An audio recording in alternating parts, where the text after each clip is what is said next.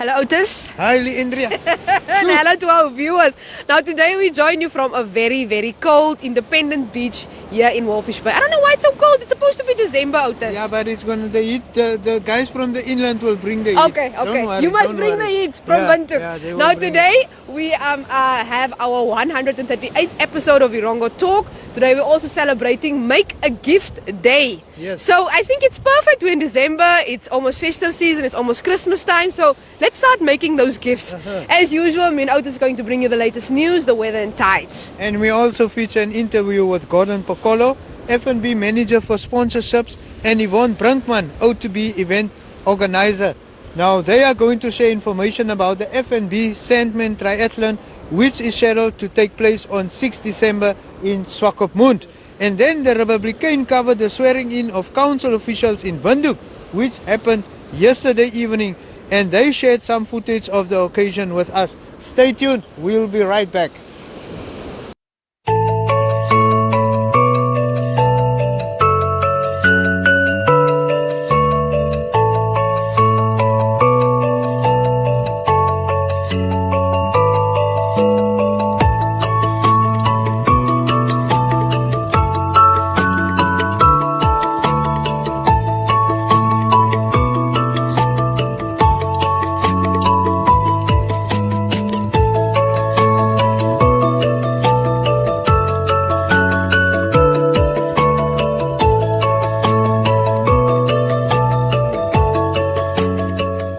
And now it's time for your news here from a very cold Independence Beach, In Otis. Walvis Bay. Yes. Now, President Hage Geingob has called on Namibians to remember that COVID-19 remains a threat in light of the approaching festive season and given various family and social events being planned. Yes, Leandrea, the president said that as we enter the festive season and prepare to travel to different parts of the country to reunite with our loved ones, we should do so with all precaution to protect ourselves, communities and our loved ones.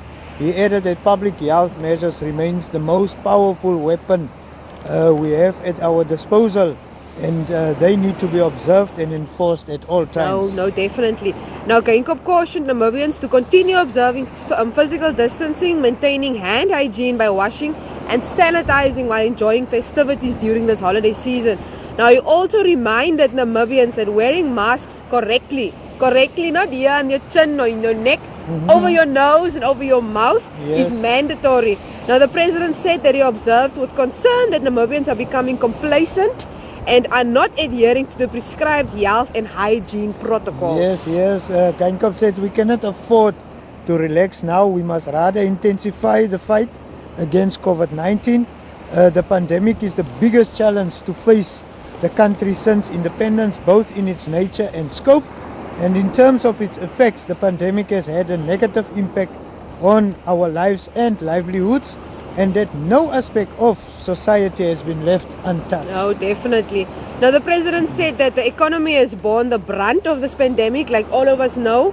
Now, in terms of jobs that have been lost, reduced productivity, business closures, and declining of disposable income. Yes, and the full extent of this impact on our economy is yet to be fully determined. Sure, it sounds just terrible thinking about that, Otis. Yes, Now, yes. Geingob emphasized that the COVID-19 experience has not been a pleasant one. Yes, Leandrea, our economy has been hurt, and thousands have lost employment. Once thriving businesses have closed. Children have been home for months on end and away from school. So the president said, hence we must remain vigilant and be prepared for any eventuality, including the possibility of a second wave. And then considering the precarious nature of our economy, this is a scenario we can ill afford. Exactly. Basically, he's saying stick to the health protocols and we will not have a second wave at the end of the day. Yes. Now, the president also pointed out that the Ministry of Labour, Industrial Relations and Employment Creation, in collaboration with the Namibia Statistics Agency, will further ascertain the scope of the impact on business, economy and jobs. Yes, so according to the president, some indicators are clear though, and it is against this background that the pace of the economic recovery will depend on policy interventions and actions that will be taken beyond the lockdown. Yes, now furthermore, he just says that Namibia continues to tackle the pandemic on different fronts as prescribed by its national COVID-19 response and preparedness plan, which focuses on safeguarding the public health and the livelihood of our people. Yes, so the president emphasized that we have no other choice. We must continue what we started by enhancing Yes. and risk communication, and by communicating engagement, by testing, tracing contacts, and timeously isolating cases. Yes. Now, encourage the public to continue coming forward to seek testing. Very important to seek testing if they think they have been exposed, and called on the community to provide correct information for contact tracing purposes and case monitoring when they seek health services, including testing. Now, I explained that to date, 14,345 people have been infected with the virus in Namibia, and we've unfortunately lost 151 lives. Ja. En nou vir ietsie in Afrikaans, 'n jaar nadat 'n heffing op plastieksakke geplaas is vele inwoners steeds nie ingelig oor die doel daarvan nie. So navorsing deur die Walvis Bay Navorsingsinstituut wys hoewel 88% van respondente bewus is van die heffing, weet net 45% dat die heffing is daar om te verseker minder plastieksakke word gebruik. Sjoe, nou die res van die respondente het gedink die geld word vir ander redes ingesamel, sê die verslag. Ja, so die heffing is op 2 Augustus 2019 deur die regering aangekondig, en winkels betaal sedertdien vir plastieksakke wat hulle aankoop. Om die uitgawe te verhaal word die sakke soms teen $1 per sak verkoop. Ja, soms moet ek ook kyk in die budget. Okay, is daar nog $1 vir hy plastieksak? Ja. Maar nou weet dan sê hulle die geld wat hiermee ingesamel word gaan aan die omgewingsbeleggingsfonds en word gebruik om die bestuur van navorsing te verbeter. Okay, verborsing te verbeter.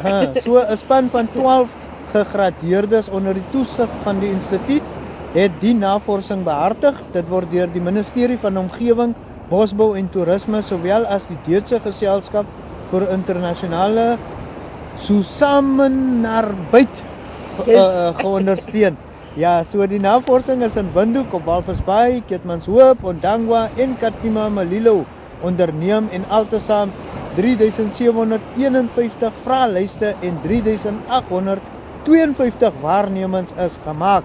Nou sê hulle uit die data is gevind dat 51% van die respondente wil hê die heffing moet voortgaan, want hulle kan 'n vermindering van plastiekvermorsing sien. Ja, dit is 'n goeie ding. Ja, so die res is van mening dat die heffing is nie effektief nie, en dit is net 'n manier vir winkels en die regering om geld in te samel.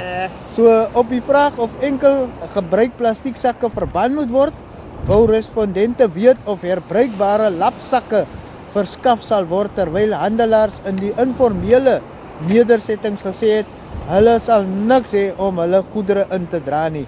So die span het ook gevind dat jonger mense tussen 18 en 35 meer geneig is om plastieksakke te koop teenoor mense ouer as 55 wat meer gereeld hulle eie herbruikbare sakke bring. Ja. Dit is waar, ek het dit gesien. Dan sê hulle ook hier kassiere speel ook 'n rol om verbruikersgedrag te beïnvloed. So die koop van plastieksakke het met 11% afgeneem toe die kassiere gevra het of 'n plastieksak nodig was.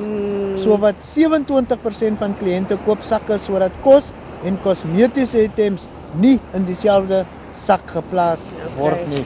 Ja, maar vir my is dit lekker. Ek koop maar die plastieksak, want as ek by die huis kom, dan is dit sommer al weer 'n volle sak. En dan gaan hy sommer so weer volle stuk. En is vir 'n goeie doel, Presies, ja.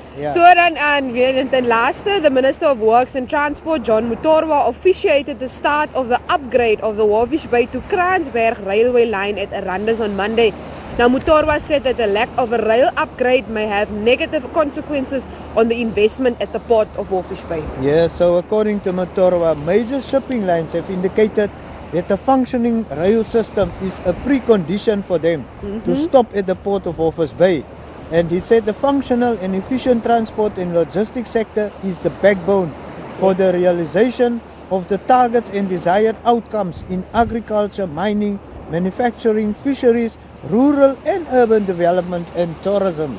Yes, very true. Now, according to statistics, currently only 48% of the total rail network, that's about 2,630 kilometers, meets Southern Africa Development Community SADC requirements, with a medium target to target to upgrade 70% of the network in line with the long-term vision of 2030. Now, Mutorwa also said that government through the Ministry of Works and Transport has taken deliberate sectorial policy decisions which aims to make Namibia a transport and logistics hub. Now he added that over the past years, government has heavily invested in transport infrastructure development, including roads, rail, maritime, ports and airports in order to meet the national demand. Now, this was also done to position Namibia as a logistics hub within SADC. Now, Transnamib CEO Johnny Smith said that the upgrade of the railway line will be beneficial as it will reduce travelling time by 30%. Now, according to Smith, this is an important railway line as it moves bulk goods from the port of Walvis Bay to the rest of the country and to landlocked SADC countries. There we go. Now, approximately 400 local jobs will be created in the process. Now, the company will also embark on transferring skills and doing corporate social responsibility projects. Now, furthermore, for those of you who don't know, the Kransberg station is located between Karibop and Usakos, and it's part of the Transnamib railway and is where the railway line from Windhoek splits. Now, one line continues to Swakopmund and Walvis Bay, the other continues northwest towards Omaruru and Chumuk. That's usually the time where you sit and wait. When you travel with train, that's the time you wait for the next train. Yes, yes, and then I think finally, Leandrea, 15 members of the Swakop Housing for All group handed over a petition at the Swakopmund municipality after peaceful march from the DRC informal settlement. So this came after the group drafted letters to the Swakopmund Town Council Chief Executive on 9 November but did not receive any response. And according to the group chairperson, Roger Basson, they are Namibians being treated like foreigners when it comes to housing. Now, he said that we need plot portions that we can service ourselves and build our houses on our own cost since we are classified as low income. Yes, so Basson expressed his dissatisfaction at the fact that there are residents that have been living in Swakopmund for a year or less who he said now own houses. Now, he says there's an open land near DRC. This land is already serviced but unoccupied for the past 4 years. We want that land for housing. We have community members that are born and raised in Swakopmund but do not have accommodation of their own. Yet, people relocating to Swakopmund for work, business and other reasons get housing just because they have money or can be funded by the banks. I think that's a fact, and the group wants fair housing allocation in the town, and they say that only 108 persons have received houses in 2020 from the 17,000 registered members on the housing list. Sure, no, he says if you calculate this, it will take about 157 years for each person on the list to get housing. Now, most of the registered members will be dead by then. Wow. Yeah, that's another fact. Yes, now this list grows daily as a result of the influx of people relocating from other parts of the country. Yes, and since the CEO of the municipality was not present to receive the petition, the General Manager for Economic Development Services, Louw received the petition. Yeah, no, I see that they said that they want answers by the 4th of December. Yes. But you can check out this and so much more on our website at www.erongo.com.na. That's www.erongo.com.na.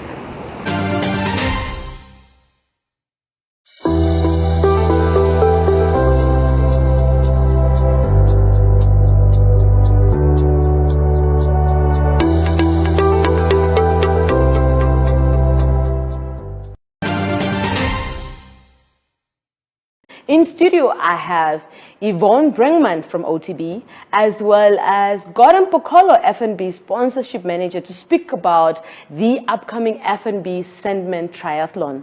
The triathlon obviously is going to take place on Sunday in Swakopmund.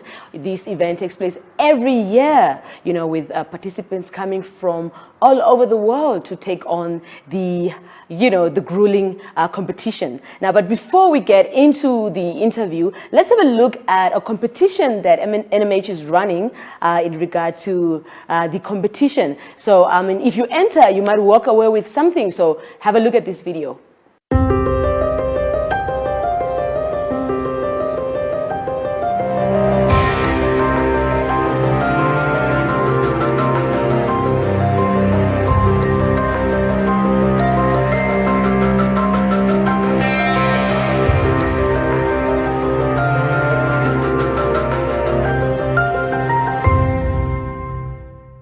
last year we had about 330 participants. What are we looking at this year? We're not sure because entries are still open, so we'll only get the final tally later today. Okay. But we're looking at a similar number, and it's been well supported. I mean, the event has really grown over the years, so it's great to see that triathlon is being kept so alive thanks to FNB.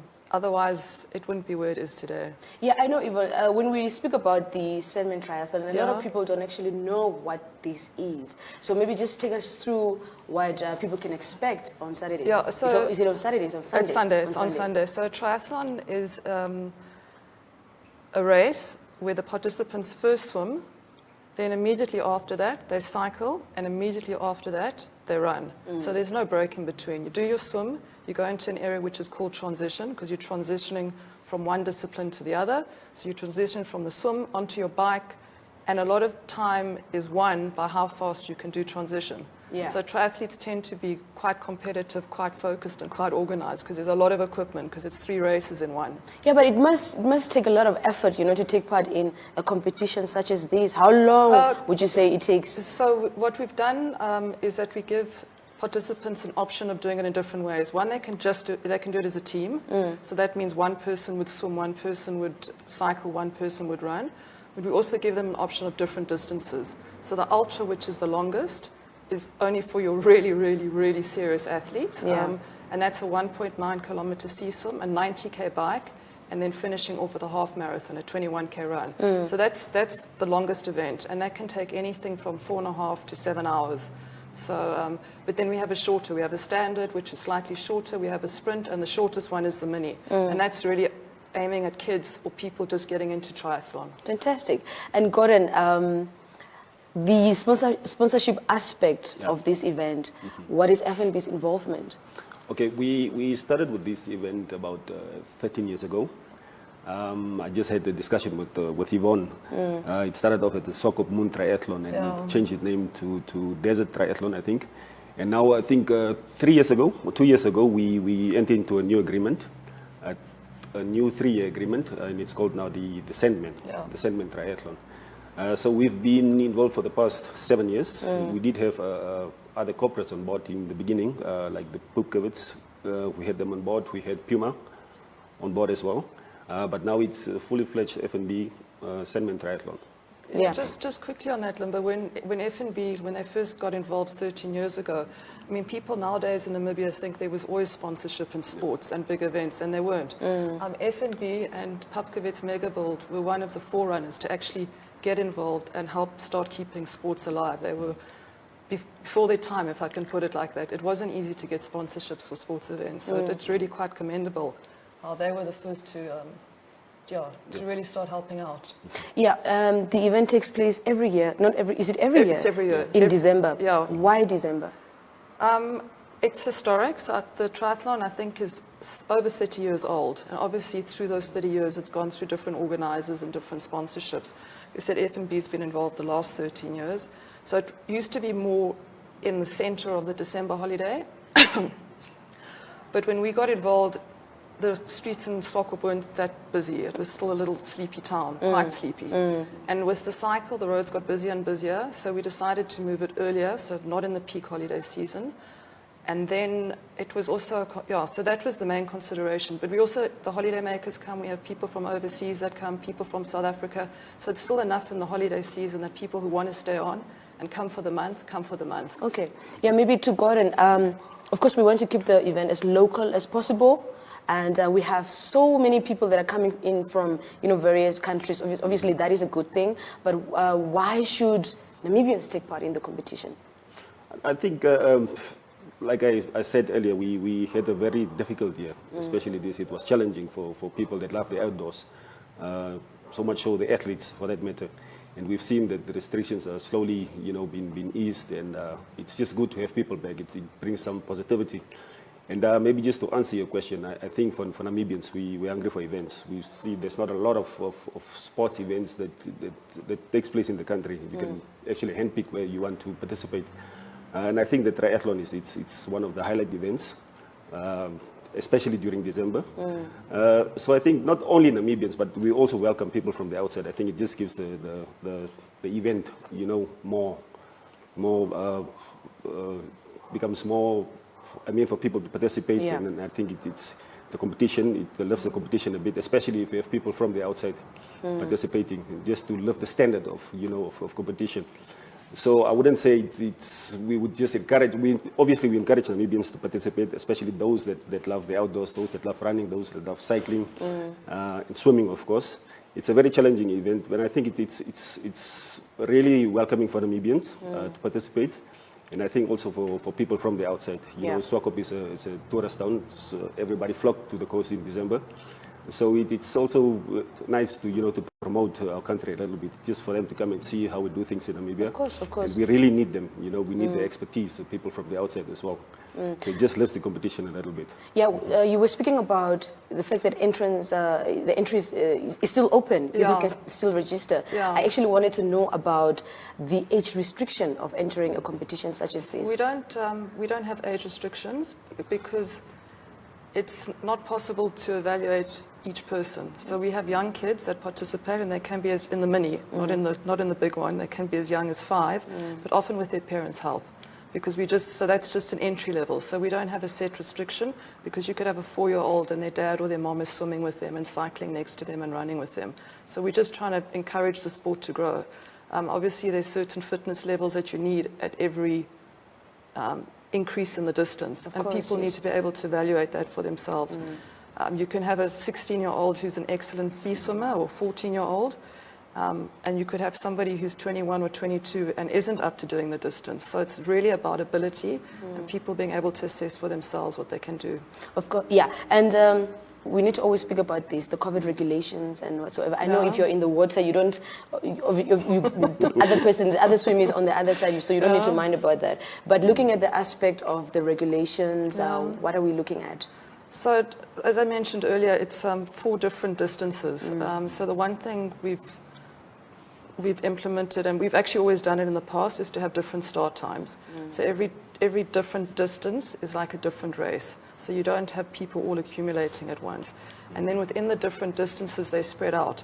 We said like the ultra distance is the 1.9, a 90 bike, 21, it's 110 Ks that you've got people spread out. So there's really no issue with people being too close together ever, because of the nature of the event and also the separate start times. Of course. And the prize money? So there is. So there's 38,000, I think, or 39,000 in cash, and there's 10,000 in OTB vouchers. And then we spread that out again across the different distances. And I actually just had a quick look this morning. So it lands up being 90 different prizes that we give out. But just to give you an idea, in the ultra, the winner would get about 2,200. Second place would be 1,800, third would be 1,000, and in the standard, the winner gets 1,000. Fantastic. But yeah, so it's spread out again, and we also have the teams. Yeah, and speaking about corporates coming on board when it comes to sports events, is FNB looking at, or rather, are you guys looking at partnering with other corporates maybe to come through? We're quite open, and we also leave it to the organizers, OTB, whoever they want to engage with to come on board. But we're quite open. We welcome corporates to come on board, in any way they can. We know in Namibia, there's sports always doesn't get the funding that it rightfully so deserves. But we're trying our best from FNB side. Like I explained, we're sponsoring this event to the tune of 210,000. We're now in the second year of a 4-year agreement. So other corporates are welcome. Yeah. They surely are welcome, yeah. Fantastic. So as you can hear there yourself, there are quite, fantastic prizes up for grabs. So if you are out there and you think that you can, take part in this competition and, just show us what you got, please do enter and make your way to Swakopmund this weekend. And with that, there's a competition also online. Check it out on NMH pages, on the social media pages as well. If you enter, if your video is great, you can end up winning $1,000. And with that, thank you so much, Gordon and Yvonne, for coming through and speaking to us about the triathlon. I hope that it will be a success, and going forward that you can get a lot of participants. Thanks, Linda. Yeah.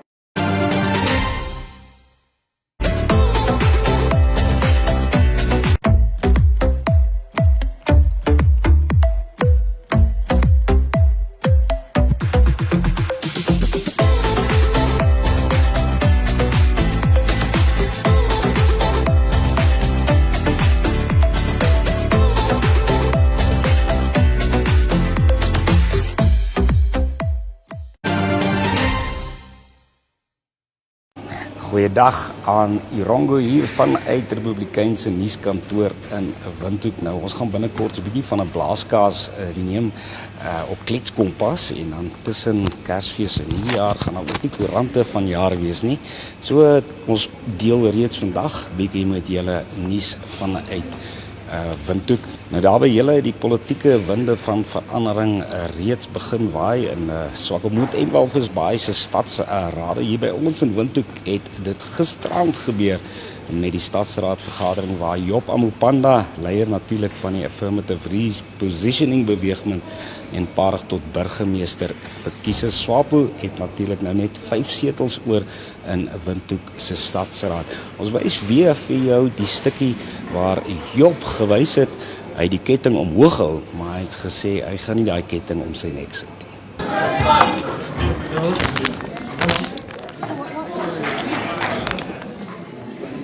So what's happening right now? Are you going to take the chain? Are you rejecting the chain, Job? Are you rejecting the chain or are you taking it? Are you going to wear it for the rest of your term? They have a medical problem.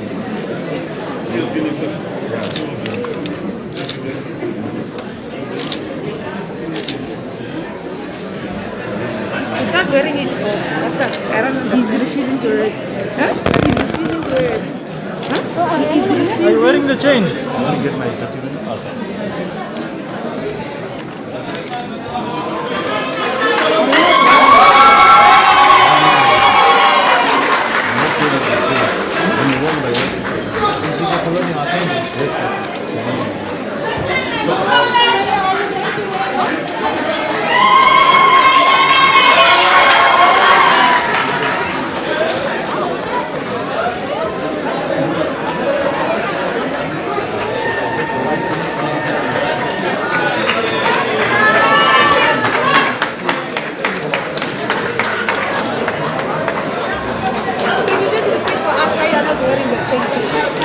We want to decolonize the city, and we don't think the instruments that have been instruments of colonial legacy, and I'm also advised that thing is very heavy, it's about 5 kg, so I will be damaging my leg. I've seen former mayors that are walking like this because they spend a lot of time wearing that chain, and the chain is not a symbol of service delivery, so we are protesting in the chamber. We are protesting that colonial chain. It must come to an end. But we are going to put it in the museum so that we can have a lot of tourists that are coming to the city to view the rejected chain. Ook gister hier in Windhoek is die leierskap van die weermag seremonieel deur president Hage Geingob oorhandig. So daar was 'n groot parade, ook 'n oorvlug deur vegvliegtuie en Frank Stefan was daar. Hier is so 'n paar stukkies video van hierdie gebeure.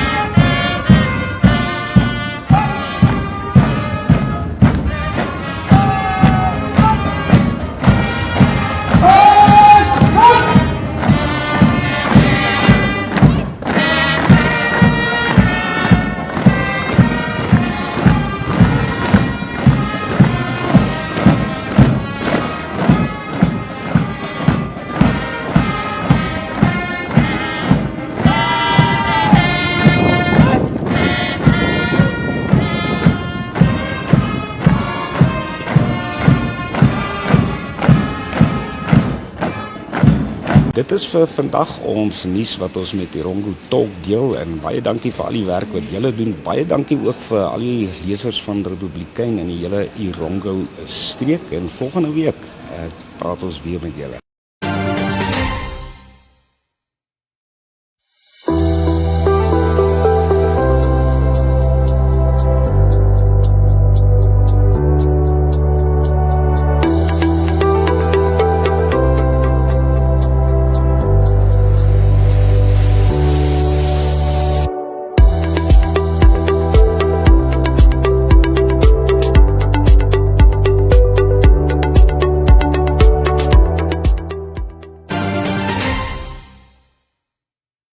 And now for your weather and tides, and I must say it's very cold in Walvis Bay today. Now for your tides, we had high tide this morning at 4 minutes to 5, low tide at 20 minutes or 19 minutes to 11. High tide will be at 1 minute to 5 this afternoon, and then low tide will be at 11 o'clock this evening. Now your best fishing time is between 25 minutes past 3 to 27 minutes past 4. Now for your weather in Walvis Bay, we had sunrise at 8 minutes past 6 this morning, and sunset will be at 24 minutes to 7. Now this is more or less your sunrise and sunset times for all the major towns here in the Erongo region. Now for today, maximum temperature expected in Walvis Bay is 19 degrees Celsius with a 13 kilometer per hour wind of west-northwesterly wind. Then for tomorrow, a minimum of 12 degrees Celsius and a maximum of 18 degrees Celsius. For Swakopmund, maximum for today 18 degrees Celsius with a westerly wind of 11 kilometers per hour. For tomorrow, a minimum of 12 degrees Celsius and a maximum of 18 degrees Celsius. For Henties Bay, maximum for today 18 degrees Celsius with a west-southwesterly wind of 11 kilometers per hour, minimum of 13 degrees Celsius and a maximum of 18 degrees Celsius. Then moving inland to Arandas, maximum for today 26 degrees Celsius with a westerly wind of 13 kilometers per hour. For tomorrow, a minimum of 9 degrees Celsius and a maximum of 26 degrees Celsius. Then for Usakost, for today, maximum temperature is 37 degrees Celsius with a westerly wind of 15 kilometers per hour. And then for tomorrow, a minimum of 8 degrees Celsius and a maximum of 36 degrees Celsius. Karibab, maximum for today, 37 degrees Celsius with a west-northwesterly wind of 15 kilometers per hour. And then for tomorrow, a minimum of 10 degrees Celsius and a maximum of 36 degrees Celsius. And then finally for Omaruru, maximum for today, 38 degrees Celsius with a northwest wind of 13 kilometers per hour. And then for tomorrow, a minimum of 9 degrees Celsius and a maximum of 37 degrees Celsius. And that is your weather and tides for today and tomorrow.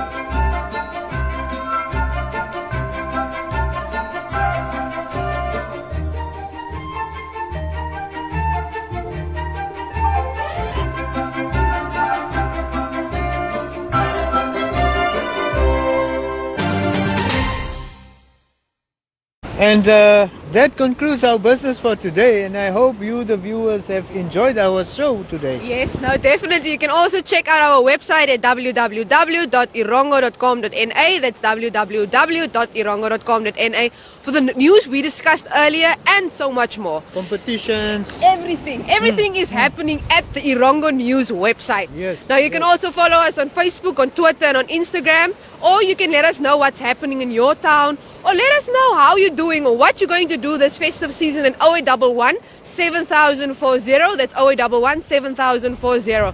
Now another thing you can use that number for is, since the Erongo Talk team is going to be at the FNB Sandman triathlon, which is scheduled to take place on Sunday. Yes. Now we're going to bring you the latest what's happening there, but at the same time, if you are a spectator or you're a participant, you can make a 30-second video and send it to 0811 7040. 0811 7040. And how much can they win, Otis? 1,000 Namibian dollars. 1,000 Namibian dollars. Yes. So remember, just a 30-second clip, it can be of anything that's happening, but it needs to be at the FNB Sandman triathlon. Yes. Now next week we're also going to be at the Swakopmund Food Fest, so you can also win a stall free of charge. Entrepreneurs. Entrepreneurs. Yeah. So what you need to do is you need to send us your name and your surname, a picture of yourself, and just tell us a bit about your business, and who knows, perhaps you can be the lucky winner at the end of the day. Yes. So remember, we're still in COVID-19, social distance, wear your mask, sanitize your hands. It's the only way we can take care of each other if we take care of ourselves. Yes. So until tomorrow, bye. Check you.